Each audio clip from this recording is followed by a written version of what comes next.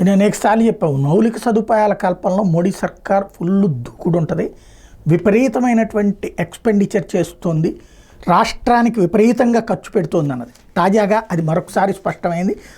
Parliament వేదికగా నితిన్ గడ్కరీ చెప్పింది, అది కూడా పురంధేశ్వర్ అడిగిన ప్రశ్నకి సమాధానంగా, ఒక్క రాజమండ్రి పార్లమెంట్ నియోజకవర్గ పరిధిలోనే 64 కిలోమీటర్ల హైవేలు నిర్మించింది కేంద్ర ప్రభుత్వం.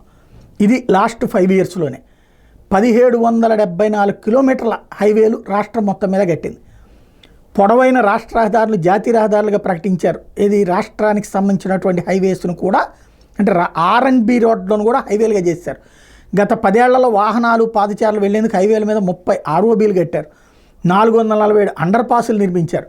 ఓవరాల్గా 2019 నుంచి 2024 మధ్యన ఆంధ్రప్రదేశ్లో వేసిన రోడ్లు 35,000 కోట్ల రూపాయలు. ఇది బీజేపీ చెప్పుకోగలిగిందా? చెప్పుకోలే.